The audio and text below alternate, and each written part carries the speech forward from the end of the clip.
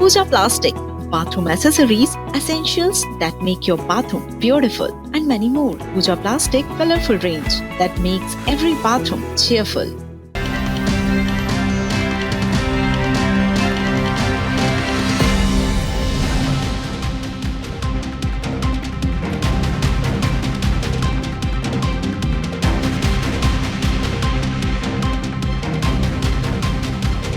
नमस्कार, मेरा मध्य प्रदेश में आपका स्वागत है। मैं हूं आपके साथ योगिता वाजपेयी। तो मध्य प्रदेश में आज क्या हुआ बताएंगे आपको। शुरुआत करते हैं दो बड़ी खबरों के साथ। एमपी में नशे के काले कारोबार पर पुलिस जो है लगातार शिकंजा कस रही है। प्रदेश के अलग अलग शहरों से एमडी ड्रग्स की तस्करी करते हुए आरोपी गिरफ्तार हो रहे हैं। आगर मालवा में पुलिस ने 25 लाख की 148 ग्राम एमडी ड्रग्स के साथ 2 आरोपियों को गिरफ्तार किया। आरोपियों पर एनडीपीएस एक्ट के तहत कार्रवाई की जा रही है। वहीं इंदौर में भी पुलिस ने बड़ा एक्शन लिया। एमडी ड्रग्स के कारोबार पर बड़ा प्रहार करते हुए 4 तस्करों को पकड़ा है, जिनके पास से 2,40,000 रुपए की 24 ग्राम एमडी ड्रग्स बरामद की गई है। आरोपियों में एक महिला तस्कर भी शामिल है। ये महिला इवेंट ऑर्गेनाइजेशन से जुड़ी हुई है। पुलिस ने ड्रग्स सप्लाई के लिए इस्तेमाल हो रही कार और 4 मोबाइल भी जब्त किए हैं और दोनों की मामलों में पुलिस जांच में जुटी हुई है।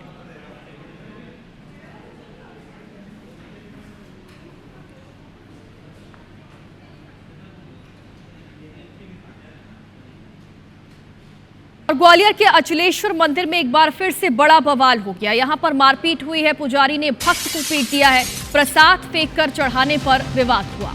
सीसीटीवी में ये घटना कैद हुई है। मामले की जांच में पुलिस जुटी हुई है।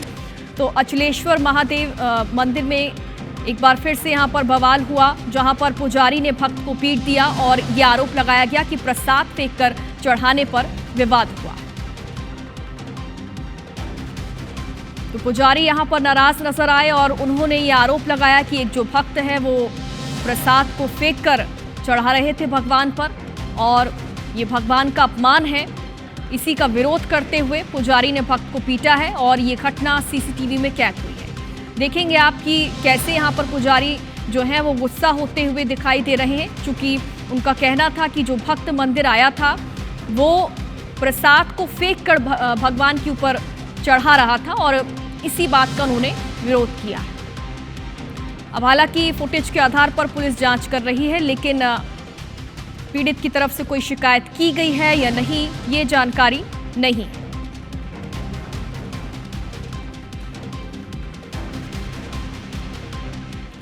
तो सीहोर में बिजली कटौती से रहवासी इतने ज्यादा परेशान हैं कि उन्होंने चक्का जाम किया है। मंडी क्षेत्र के रहवासियों ने चक्का जाम किया। माता मंदिर चौराहे पर यहां पर उन्होंने प्रदर्शन किया। सड़क के दोनों ओर वाहनों की लंबी लाइन इस वजह से लग गई। पिछले कई दिनों से बिना सूचना के घंटों तक बिजली काटने का आरोप लगाया गया। तो गर्मी आते ही, गर्मी का सीजन शुरू होते ही इस तरीके के जो मामले हैं वो सामने आते हैं। बिजली कटौती ज़्यादा होती है और इसी बात का विरोध सीहोर में किया जा रहा है। मंडी क्षेत्र के रहवासियों ने विरोध किया है और जल्द ही स्थितियों में सुधार लाने की उन्होंने मांग की।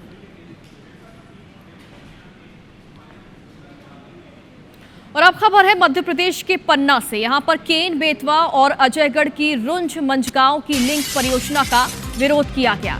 परियोजना से प्रभावित किसानों ने उग्र प्रदर्शन किया है। पन्ना से दिल्ली जा रहे किसानों को पुलिस ने रोक दिया। डायमंड चौराहे पर धरने पर बैठे हैं सैकड़ों किसान। नए सर्वे नीति के तहत मुआवजे की मांग की गई है। कोतवाली थाना क्षेत्र का ये मामला बताया जा रहा है। नई सर्वे नीति के तहत मुआवजे की मांग यहां पर की जा रही है और इसी मांग को लेकर उग्र प्रदर्शन किया गया। केन बेतवा और अजयगढ़ की रुंझ मंझगांव लिंक परियोजना का विरोध किया गया है और परियोजना से जो किसान प्रभावित हो रहे हैं वो यहां पर मांग कर रहे हैं कि उन्हें नई सर्वे नीति के तहत मुआवजा दिया जाए। खबर मध्य प्रदेश के अनूपपुर जिले से है। यहां पर हुए दर्दनाक हादसे ने झकझोर दिया। कोतमा बस स्टैंड के पास स्थित 4 मंजिला अग्रवाल लॉज की इमारत अचानक ही भरभरा कर गिर गई। इस हादसे में अब तक 3 लोगों की मौत की पुष्टि भी हो चुकी है, जबकि कई घायल अस्पताल में भर्ती हैं। देखिए ये खास रिपोर्ट।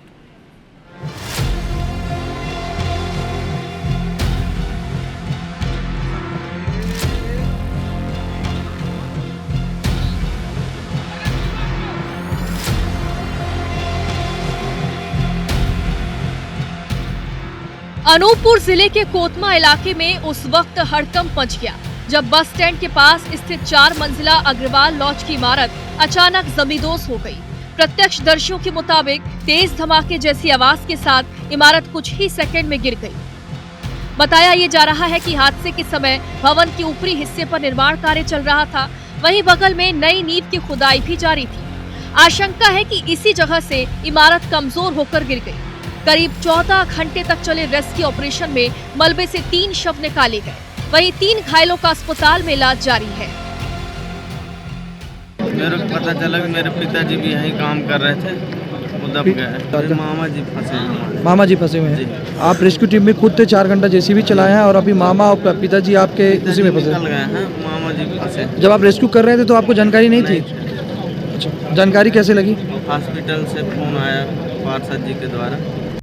मुख्यमंत्री डॉक्टर मोहन यादव ने भी इस हादसे पर दुख जताते हुए सोशल मीडिया के माध्यम से सहायता राशि देने की घोषणा की, जिसमें मुख्यमंत्री स्वेच्छा अनुदान, संबल योजना और रेड क्रॉस के तहत राहत राशि शामिल है।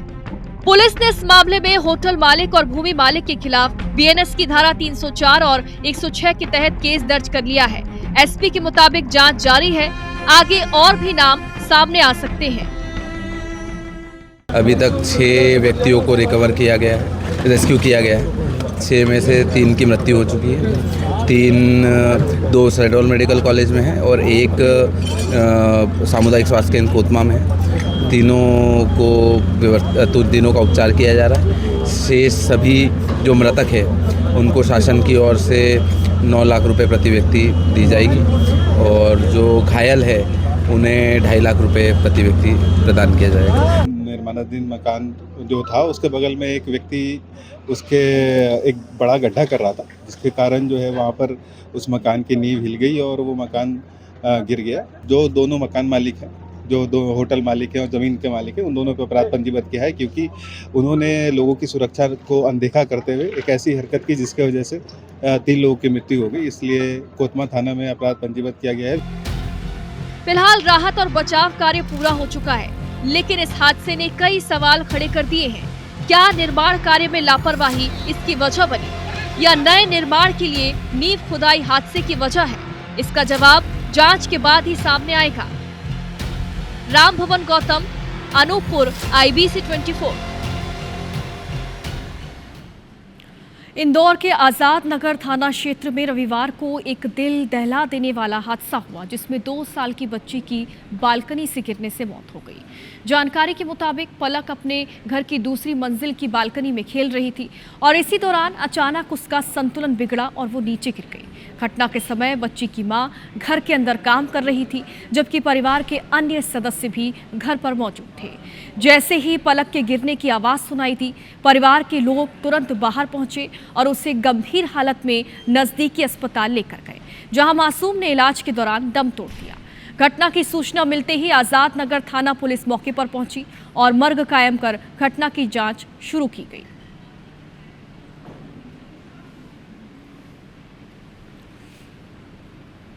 2 वर्ष की बच्ची थी, उसका नाम पलक था और बालकनी में अचानक खेलते खेलते 2nd फ्लोर पर खेल रही थी वो, अचानक वो गिर गई। तो तत्काल उसके माता पिता उसको लेकर MY पहुंचे, जहां पर डॉक्टरों ने उसको मृत घोषित कर दिया। तो ये दुखद हादसा थाना आजाद नगर क्षेत्र के अंदर हुआ है। इसमें मर्ग कायम कर लिया गया है, जाँच की जा रही है।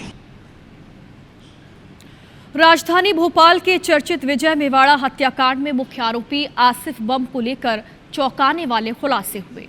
पुलिस जांच में ये पता चला है कि वो इंदौर के कुख्यात बदमाश सलमान लाला से प्रभावित था और उसी की तरह अपना आपराधिक नेटवर्क वो खड़ा करना चाहता था। पुलिस रिकॉर्ड के अनुसार आसिफ के खिलाफ अलग अलग थानों में दर्जन भर से ज्यादा आपराधिक केस दर्ज है। नशे की हालत में आक्रामक होकर मारपीट करना उसकी पुरानी आदत बन गई थी। इतना ही नहीं, आसिफ बम ने कोर्ट में पेशी के लिए जाते समय भी रील जो है वो सोशल मीडिया में पोस्ट की थी। ये भी जानकारी सामने आई कि जुए सट्टे के चलते उसका बड़ा भाई शरीफ भी फिलहाल जेल में बंद है।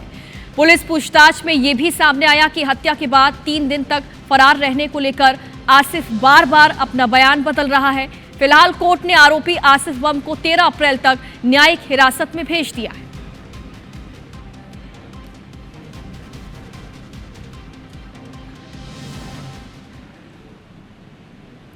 अब खबर ग्वालियर से है, जहां 1 महीने पहले जिस मौत को सुसाइड बताकर पिता और भाई ने पुलिस को गुमराह किया, लेकिन पोस्टमार्टम रिपोर्ट ने पोल खोलकर रख दी। दरअसल बीते 4 मार्च को 38 साल के रिंकू यादव का शव उसके घर में मिला था। रिंकू के पिता और भाई ने पुलिस को शराब की लत से परेशान होकर आत्महत्या की कहानी सुनाई। पुलिस ने भी यकीन कर लिया, लेकिन 1 महीने बाद आई पीएम रिपोर्ट ने अफसरों के होश उड़ा दिए। रिपोर्ट में साफ हुआ कि मौत फांसी से नहीं बल्कि गला घोंटने से हुई। सख्ती से पूछताछ में आरोपियों ने अपना गुनाह भी कबूल कर लिया। आरोपियों ने बताया कि रिंकू शराब के नशे में अपनी बीमार पत्नी और मां के साथ मारपीट कर रहा था और गुस्से में आकर छोटे भाई ने रिंकू के हाथ पकड़े और पिता ने उसका गला घोंट दिया। झांसी रोड पुलिस ने आरोपी पिता बेटे को गिरफ्तार कर हत्या का केस दर्ज किया।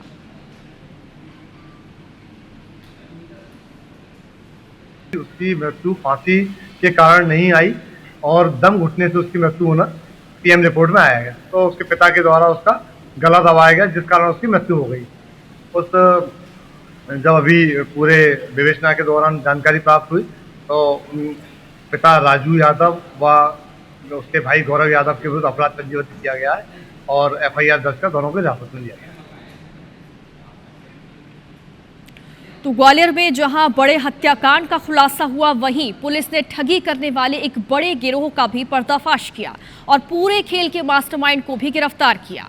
पुलिस ने बताया कि आरोपियों ने वायुसेना के सेवानिवृत्त डॉक्टर महादेव नारायण टिकेकर को 25 दिन तक डिजिटल अरेस्ट रखकर तकरीबन 2.5 करोड़ रुपए की ठगी की थी। आरोपी ने पुलिस को पूछताछ में बताया कि अपनी 3 गर्लफ्रेंड्स के महंगे खर्च उठाने और अय्याशी की लत पूरी करने के लिए पूरा नेटवर्क ही खड़ा कर दिया और 3000 से ज्यादा लोगों के साथ ठगी की वारदात को अंजाम दिया।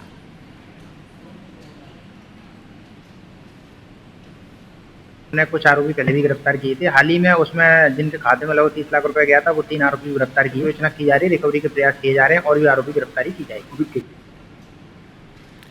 अब खबर भोपाल से है, जहां गोविंदपुरा इलाके में खंडहर नुमा इमारत में शराब पार्टी कर रहे 2 युवकों के साथ चाकू की नोक पर लूट की वारदात को अंजाम दिया गया। बदमाशों ने नकदी और मोबाइल लूट लिए, साथ ही वारदात का वीडियो बनाकर खुद ही सोशल मीडिया पर वायरल कर दिया। वायरल वीडियो पुलिस के लिए अहम सुराग बना। गोविंदपुरा पुलिस ने घेराबंदी कर आरोपी पूरब उर्फ पिस्टल और आशीष उर्फ मार्टिन को गिरफ्तार कर लिया। डरे हुए पीड़ित सामने नहीं आए थे, लेकिन वीडियो के आधार पर पुलिस उन तक पहुंच गई और मामला दर्ज किया गया। आरोपियों से चाकू बरामद की गई, जबकि लूटी गई रकम खर्च होना बताया जा रहा है। एसीपी के मुताबिक दोनों आरोपी जल्दी पैसा कमाने के लिए ऐसी वारदातों को अंजाम देते थे और इनके खिलाफ पहले से भी कई मामले दर्ज हैं। थाना गोविंदपुरा क्षेत्र में एक वीडियो प्राप्त हुआ जिसमें कि 2 आरोपी 2 युवकों को चाकू दिखाकर डराते धमकाते और उनसे चीज़ें छीनते हुए दिख रहे हैं। उक्त वीडियो को संज्ञान में लिया गया और तस्दीक की गई तो फरियादियों का पता किया कि फरियादी कौन है। फिर फरियादी से संपर्क करके फरियादी द्वारा थाना गोविंदपुरा में रिपोर्ट की गई है, जिसके आधार पर लूट की कायमी की गई है और दोनों आरोपियों को राउंड अप कर लिया गया है और आरोपियों के कब्जे से जो रुपए उन्होंने लिए थे वो सब रिकवर किए गए। राजधानी भोपाल में डकैती का प्लान बना रहे 6 आरोपियों को पुलिस ने दबोचा है, जिसमें 2 नाबालिग भी शामिल बताए जा रहे हैं। सिक्योरिटी लाइन के पास भेल के खंडहर क्वार्टर्स में पुलिस ने घेराबंदी कर आरोपियों को गिरफ्तार किया। साथ ही चाकू के साथ हथौड़ी और मास्क सहित 2 बाइक भी जब्त की गई। आरोपियों को कोर्ट में पेश करने के बाद जेल भेज दिया गया। बता दें कि आरोपी अपने महंगे शौक पूरे करने के चक्कर में कर्ज में डूब चुके थे, जिसे चुकाने के लिए 2 ज्वेलरी दुकानों को निशाना बनाने की पूरी तैयारी कर ली गई थी, लेकिन वारदात को अंजाम देने से पहले ही पुलिस ने उन्हें गिरफ्तार कर लिया। गेहूं उपार्जन की तैयारियां चल रही हैं और इसी बीच सीएम डॉक्टर मोहन यादव ने अधिकारियों की बैठक ली। सीएम डॉक्टर मोहन यादव ने कहा कि बारदाने और भंडारण की कमी के बीच अधिकारियों को निर्देश दिए गए हैं। पूरी तैयारी के साथ 10 अप्रैल से गेहूं उपार्जन शुरू होगा। 3 संभागों में एक साथ जो प्रक्रिया है वो शुरू होगी। 15 अप्रैल से अन्य संभागों में गेहूं की खरीदी होने वाली है।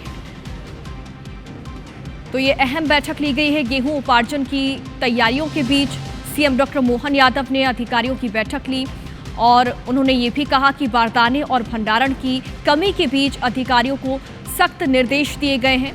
पूरी तैयारी के साथ ही 10 अप्रैल से गेहूं उपार्जन शुरू होगा।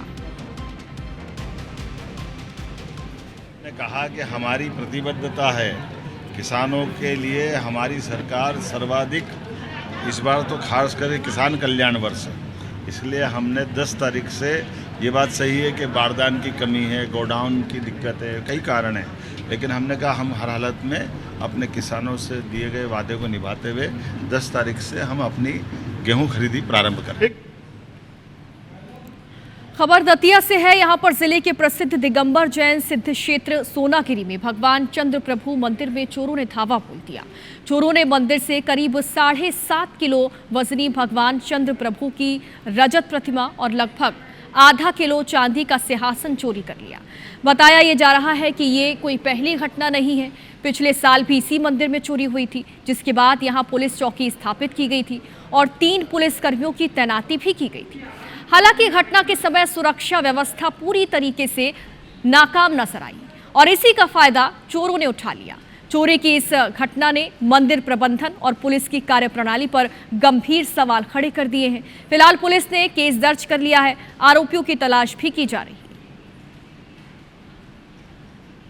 रात को भी 2 पुलिस वाले चंद्र प्रभु मंदिर की सुरक्षा के लिए रहते थे, इसलिए हम लोग, क्योंकि उनका काम उस समय ठीक था तो संतोषजनक था। अब कुछ दिनों से उनकी लापरवाही बढ़ी हुई होगी, इसका लोगों ने लाभ उठाया। एक ताले की चाबी पुलिस वालों पर रहती है, जिसमें वो खोल के अंदर जाते हैं और अंदर से ताला लगाते हैं। उस गेट पे बाहर का जो ताला वो ऐसा कैसे लगा रहा। पुलिस के जो कर्मचारी ऊपर रहना चाहिए थे वो अपने घर चले गए। उसमें से एक कर्मचारी अपनी पुलिस चौकी में अंदर सोता हुआ मिला है। इसलिए मंदिर व्यवस्था में जो हुई है वो शिथिलता पूरी तरह पुलिस व्यवस्था की कमी के कारण हुई है। इस संबंध में पुलिस कार्रवाई जारी है और वहाँ पे जो भी यथासंभव प्रयास है, फिंगरप्रिंट, डॉग स्क्वाड या जो होते हैं उनकी प्रयास की जा रही है। वरिष्ठ अधिकारियों से मार्गदर्शन प्राप्त कर शीघ्र निराकरण किया जाएगा।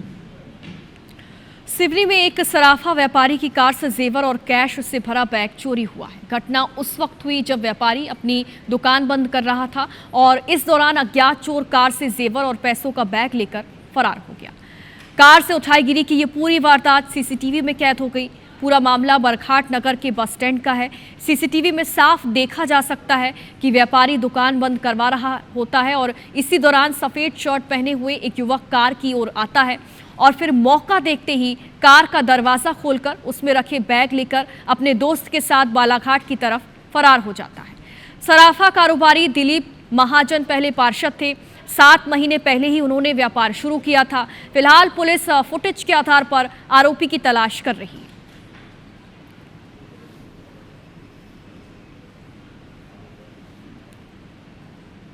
और अब खबर है मुरैना से। यहां पर रेत माफिया के हौसले एक बार फिर से बुलंद दिखाई दे रहे हैं। चंबल नदी के राजघाट क्षेत्र में वन विभाग की टीम पर जानलेवा हमला करने की कोशिश की गई। अवैध रेत से भरी ट्रॉली जब्त करने के बाद माफिया ने ट्रैक्टर से सरकारी गाड़ी को टक्कर मारने की कोशिश की। हालांकि अधिकारी बाल बाल बच गए। बताया ये जा रहा है कि माफिया ट्रॉली छुड़ाने के लिए करीब 10 किलोमीटर तक वन विभाग की टीम का पीछा करते रहे। हालात इतने ज़्यादा बिगड़ गए कि जब्त ट्रॉली को सुरक्षित रखने के लिए राजस्थान के धौलपुर ले जाना पड़ा। इस घटना ने प्रशासन की कार्यप्रणाली पर एक बार फिर से सवाल खड़े किए हैं। वहीं अधिकारियों ने दबी आवाज में आरोपियों को राजनीतिक संरक्षण मिलने की बात कही है।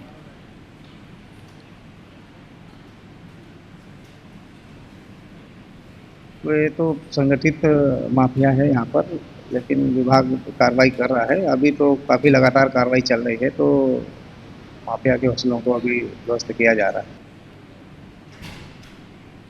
और खबर है इंदौर से। यहाँ पर महू में खूंखार कुत्ते ने गांव के लोगों पर हमला कर दिया, जिसमें 5 लोग घायल हो गए। मामला केवटी गांव का है, जहां एक आक्रामक कुत्ते ने अचानक वहां बैठे युवकों पर हमला बोल दिया।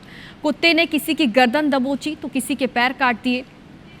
हमले के दौरान मौके पर अफरा तफरी मच गई। सीसीटीवी फुटेज में साफ आप देख सकते हैं कि युवक अपनी जान बचाने के लिए इधर उधर भागते हुए दिख रहे हैं।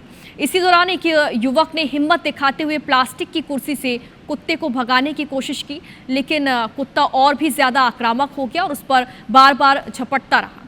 इस मामले में फारूक, अरमान, शाकिर, मालिक, पटेल सहित 5 लोग घायल हुए हैं और सभी घायलों को तुरंत ही रेबीज के इंजेक्शन लगाए गए। चिंता की बात यह है कि महू तहसील में पिछले 6 महीनों में 1000 से ज्यादा लोगों को डॉग बाइट के चलते रेबीज के इंजेक्शन लग चुके हैं।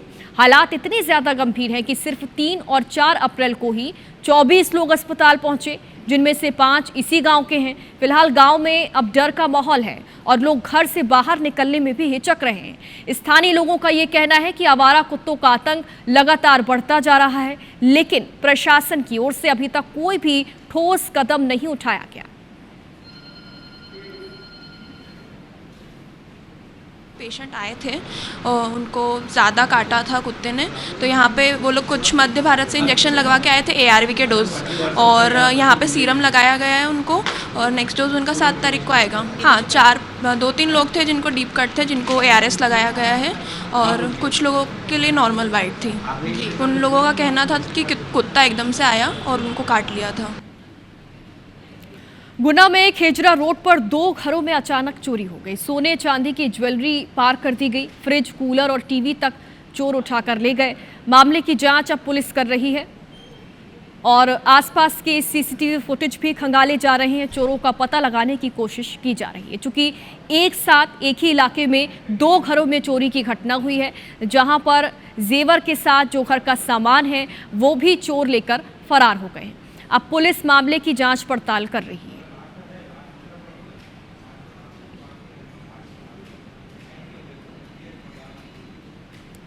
तो गुना के साथ ग्वालियर में भी चोरों का आतंक है, लेकिन यहां पर महिला चोरों का आतंक देखने को मिला। ज्वेलरी शॉप को निशाना बनाया गया। सोने के जेवर की जगह आर्टिफिशियल ज्वेलरी की चोरी कर ली। घटना का फुटेज भी सामने आया है। कोतवाली थाने के ज्वेलरी दुकान की ये घटना है।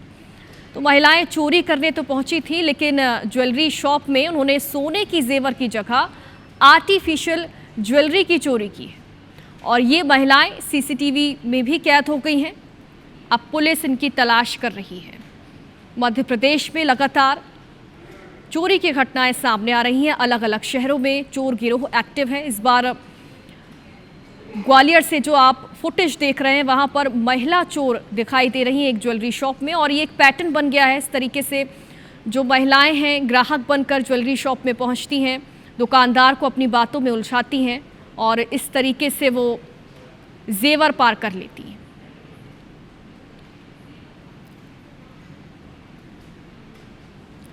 आदिवासी समाज की आस्था और प्रकृति के बीच गहरा रिश्ता है। आदिवासी समाज के लोग जंगलों को केवल संसाधन ही नहीं, बल्कि अपने देवी देवताओं का निवास स्थान भी मानते हैं। बालाघाट जिले में आज भी सदियों पुरानी परंपराएं जीवित हैं। बमनी गांव के पास पचामा दादर पहाड़ी में स्थित छत्रपति नौजारी माता को एक कुंवारी देवी के रूप में पूजा जाता है। मान्यता ये है कि पूजा के दौरान देवी देवता कुछ श्रद्धालुओं में अवतरित होते हैं और इस अनुष्ठान में बकरा और मुर्गे की बलि दी जाती है और प्रसाद पूरे गांव में बांटा जाता है। लेकिन अब जंगलों में माइनिंग की आहट ने आदिवासी समाज की इस आस्था को खतरे में डाल दिया है। ग्रामीणों का ये कहना है कि अगर जंगल खत्म हो गए तो उनके देवी देवता भी उनसे दूर हो जाएंगे। विकास करेंगे तो कुछ हो जाएगा और मर जाएंगे तो कैसे करेंगे। देवी देवता, हाँ देवी देवता अच्छा है यहाँ पर, ऐसे नहीं है जंगल में है पूरे।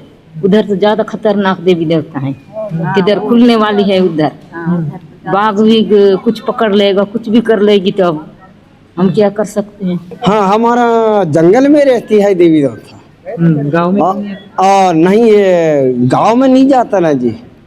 हाँ ये जंगल में रहता है और हमारे इधर हमारा फिर हमारा ये ऐसी जगह में खनन जो सरकार प्रस्तावित कर रही है, तो कहीं ना कहीं पर्यावरण के नुकसान के साथ साथ जो हमारे आदिवासी लोगों की जो संस्कृति है, जो सभ्यता है, जो परंपरा है, उसको भी नुकसान पहुंचाने का काम सरकार द्वारा किया जा रहा है। ये निकल के इस खनन परियोजना से निकल कर आया है। एक मासूम जिसने अभी ठीक से दुनिया भी देखी नहीं, वो आज हर सांस के लिए लड़ रही है। मंदसौर के गरोट नगर की 2 महीने की सृष्टि एक दुर्लभ बीमारी से जूझ रही है, जिसका इलाज 9 करोड़ 40 लाख रुपए का एक इंजेक्शन के जरिए होना है, जिससे उसकी जान बचाई जा सकती है। लेकिन परिवार के लिए ये रकम बहुत ज्यादा है। ऐसे में परिवार ने सरकार से मदद की गुहार लगाई है। मैंने बहुत मन्नतें मांगी, मेरे को तब जाके बेबी हुई। मैंने दूधा खेड़ी में जाके जो मतलब भीख मांगी बच्ची के लिए, उन्होंने तब जाके मुझे बेटी दी।